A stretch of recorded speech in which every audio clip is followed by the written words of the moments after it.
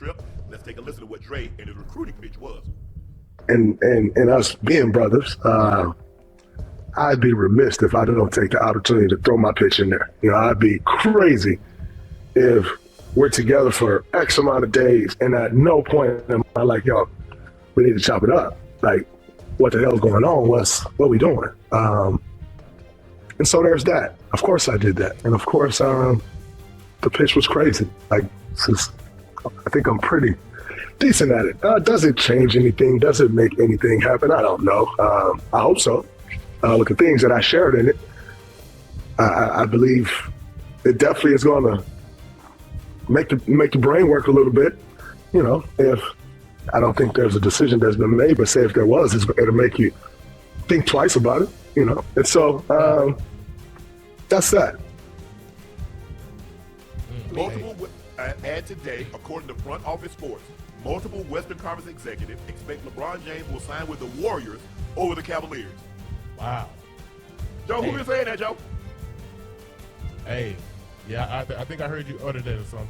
You may say something Joe, like that. All things being equal, Joe, all things being equal, the Warriors make more sense than anybody. Because when LeBron James won championships, what was he surrounded by? Shooters.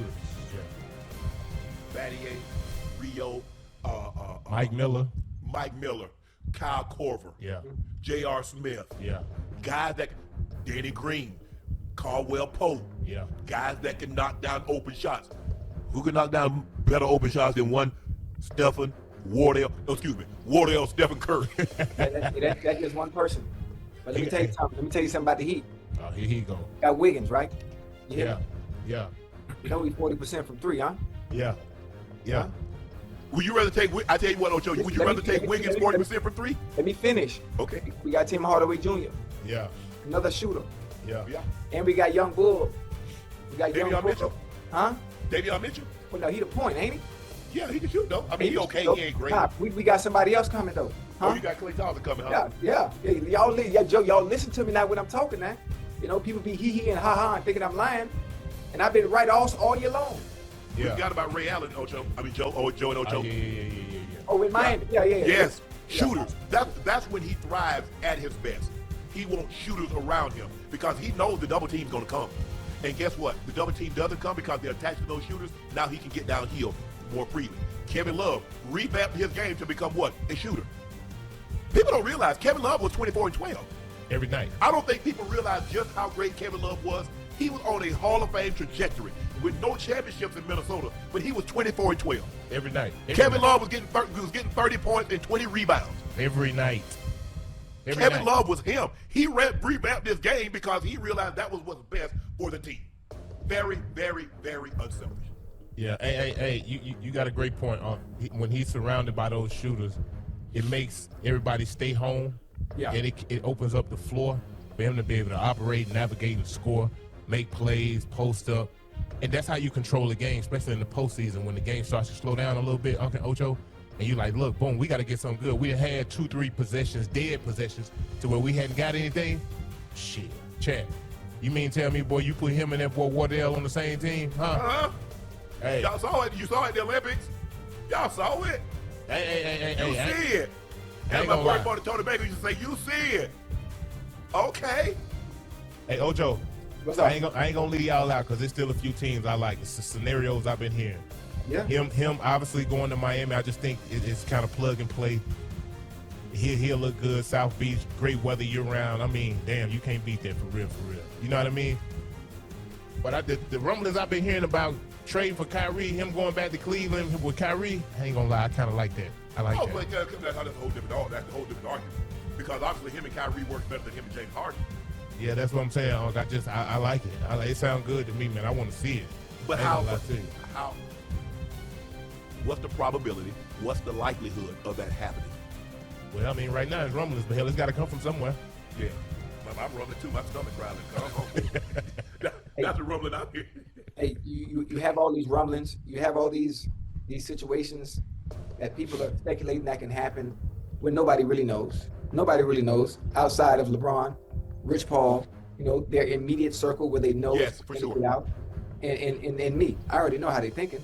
I know how LeBron is. He's methodical. He's strategic. He's always 2 and 3 steps ahead of everybody else. He has everybody waiting. How many more opportunities in life as a basketball player is he going to have these moments where he has the power? He has the 1 to 2 years. Huh? He got 1 to 2 years to play. He's not playing more than 2 years. Maybe this is his last year. Yeah. You know, look, he doesn't have very many opportunities. 42 and 43-year-old as the second or third best player on the team, you don't normally win championship with those. Has anybody ever look? Kareem was this old when he played, but you got to realize Kareem back then, you didn't come out early. You played, freshman didn't get an opportunity to play. So Kareem came out of school, he was already 21, 22. So by the time he plays 20 years, he's 42 years of age.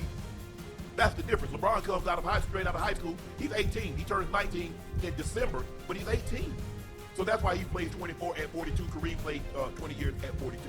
But the likelihood of those guys playing that length of time is not very likely. It's not. And Kareem was Finals MVP in 1985. Listen. Like I said, Kareem don't get enough credit. Y'all need to go look at Kareem numbers in that 80 championship. Magic won Finals MVP, but look at Kareem numbers. Go look at Kareem numbers. I need y'all to see Kareem numbers. Y'all like, hold on. And you're probably saying, well, damn, Magic won Finals MVP? Yeah. Because of that 42-15-7 game that he had in Game 6 where he played all 5 positions, he jumped center. Go back and look at Kareem numbers. Cat, do me a favor. Go look at Kareem numbers in the finals in 1980 against the Sixers. And you tell me the guy that puts up those numbers right now that wouldn't be Finals MVP. Go look at him at 85. Because they lost the first game, they got blown out. They said it's over for Kareem. He's slow, he's old. Boston, 148-114 is known as the Memorial Day Massacre. Kareem was Finals MVP. Hey, you can say what you want. I know we talked to Rich yesterday, and he said that they were in uncharted waters, meaning, you know, he was saying how it's still a blessing that LeBron still has a chance to kind of pick and choose where he can and can't go, or where he can go. So, man, listen, I think LeBron is going to be fueled by this, Uncle Ocho, considering the fact that he's going to go somewhere where he at least has a damn chance to win a title. Yes. You know what I mean? And I'm not saying if he don't win a title, it's a bust season, but I know he definitely wants to compete for one. Yeah, for sure. Yeah. Yeah. Joe, I'll give you a prime example. Everybody talk about nobody wants you. You do realize that when Tom Brady was a free agent, there are a lot of teams that said no, Ocho. People don't realize that there are a lot of teams that said no. Yeah. So at that question, and they said, well, nobody wants LeBron. The Thunder don't want him. So why didn't Kansas City? Why didn't Buffalo? Why didn't these other teams with top 5 quarterbacks? So you saying OKC don't want him. Look what OKC got. You saying San Antonio don't want him. You say all these teams, but Tom Brady went through the exact same thing. Yeah. Mm-hmm. Tom Brady strategically, he went to a team that what did they have, Ocho? They had 2 guys that had just come out the Pro Bowl. Defense and a hell of a defense. They had an outstanding defense and 2 wide receivers that just came out the Pro Bowl that were starting to get into their prime. They had one piece missing too. The quarterback. Before that season was the Jameis 30 and 30, if I'm not mistaken. 30 and 30. Jameis threw for 5,000 yards. All he had to do was not turn the ball over. They knew if they got somebody that could take care of the football, they had a team that could get to and win the Super Bowl. Yeah. And that's what Tom Brady brought them. Yep. Besides the credibility factor, he brought the ability to take care of the football. Mm-hmm. It's hard to win a championship when you turn the football over. I don't give a damn how good you are offensively or how good you are defensively. You turn that ball over, you're going to get your ass beat. Every time. It's the same thing. Joe, San Antonio, what cost them games? Turnovers late in games. Yeah. That's what cost them. The costly turnover.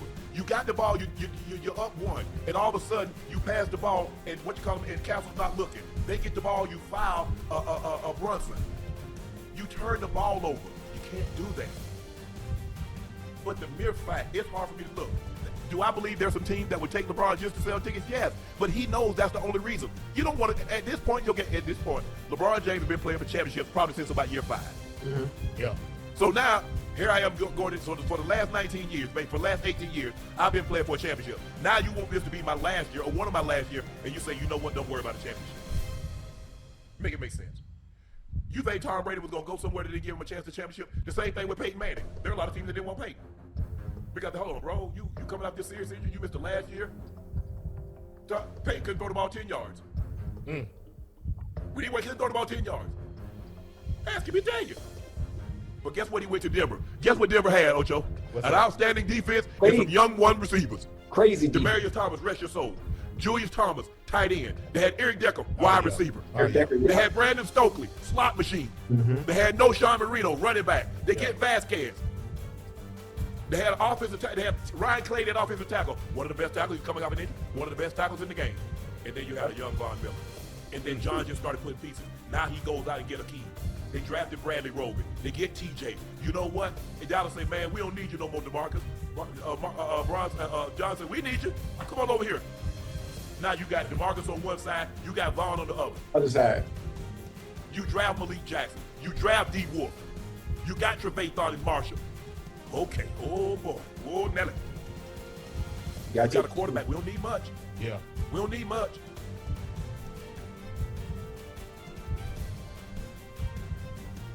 Look, there is no guarantee. Look, you see guys late in their career, you look at, Peyton came, 1 year, he led the league in touchdown passes. The next year, lead the league in touchdown passes, was an MVP. Tom goes, first year there, win the Super Bowl out the box. Throws for 5,000, one of the three